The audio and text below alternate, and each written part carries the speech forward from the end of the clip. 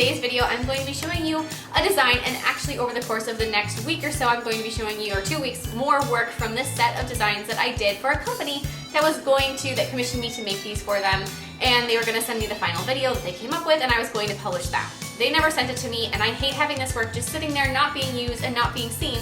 So I'm gonna share it with you all. This one is going to be an ice cream, and it's got 3 scoops of ice cream. It is sculpted. All of these 6 are sculpted on my practice finger, and they're just all so over the top and crazy. I really like this one. Some of the other ones are even more just out there, so I'm kind of easing you guys into it. I hope you like this, and don't forget to click subscribe to get my future videos as well. Because I'm using my practice finger and we're going to be using a form, I'm going to start by prepping my form, taking the tab out, putting it underneath, rocking it back and forth, fitting it to the nail. This is one of my favorite things. I love sculpting on forms, and I just don't do it very often, typically on my channel, because it's quicker for me to just use a nail tip and add the color on top of it and sculpt on top of it, usually, especially considering the fact that my designs are more on the 3D art on top of it and less about structure. And so getting the opportunity for this series of nails that I'll be showing you over the next couple weeks to sculpt all the time was something that I really did enjoy. So we're going to sculpt a very thin, clear base over the nail. Even though I just said that, I don't usually pay attention to structure, with this particular design, I'm still not paying attention to structure, even though I am sculpting. It ended up being very, very thin, very sleek, very just petite, very narrow. And that is what I was going for, but it wouldn't be very strong. If you were doing this to actually do this for yourself, you would want to build up a very subtle apex at this stage. I did not, because like I said, that wasn't really my main concern. But if you were going to be wearing this, you would want to.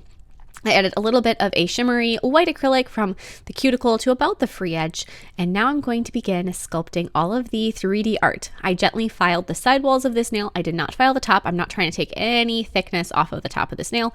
It did not need it. So I'm going to begin my cone. So wherever you want the cone to end, sculpt a triangle down from there with kind of a copper brown acrylic. And then this is the fun part. So depending on where you see somebody sculpt an ice cream cone, a lot of times they'll sculpt a layer of acrylic and then you use something like floss to indent it. But an ice cream cone's square pattern is not indentations, it's actually built up and out because it's a waffle cone, if it is a waffle cone, of course.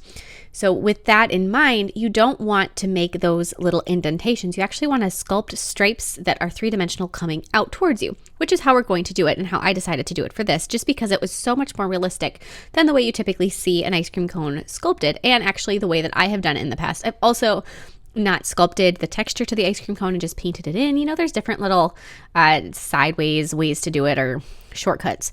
I didn't want to take a shortcut, so we're going to be doing this completely building everything up, which is tedious, no doubt. Is it the fastest route? No, it isn't, and that's okay. Sometimes when you're making something like this, it is less about the fastest route and more about enjoying what you're doing. And if you, like me, are a detail fanatic and you want to make sure that things look exactly how you want them to look, for the ice cream cone, it is worth every little bead of acrylic to sculpt this cone so that the texture is 3-dimensional in the right direction. So we're going to keep adding all of these little segments of the cone going through. So you're going to just choose a direction. It can be whichever way for the angle, and sculpt the long bars, and then you're going to go through and do little individual pieces, making the squares in the opposite direction.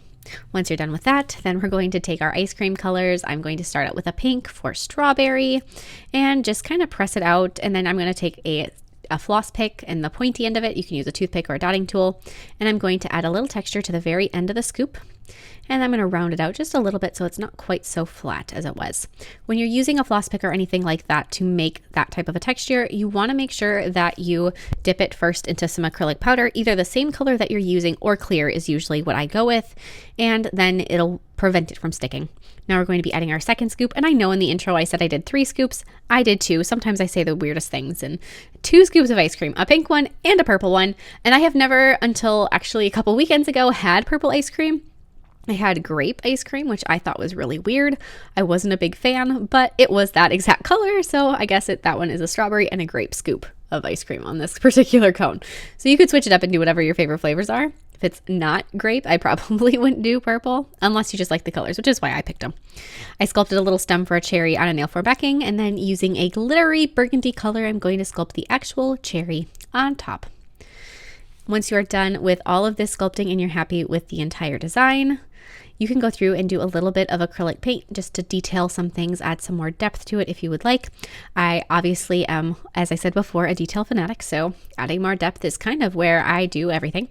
I'm going to add a little shadow on the bottom of each of those upside down diamond shapes inside, or I guess they're not upside down diamond shapes, on like the inside of the top of the diamond shapes.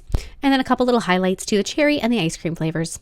I'm going to use matte top coat over the cone and then a 3D glaze over the top of the ice cream and over the cherry stem, and then gel sealer over the actual cherry. So we've got 3 sheens, matte, satin, and then that high gloss over the cherry. And that's it. This whole thing is done. I hope you guys like it as much as I do. Like I said, these designs get a little crazier as we go. So there's definitely some fun ones coming up, and I will see you all next time. Bye.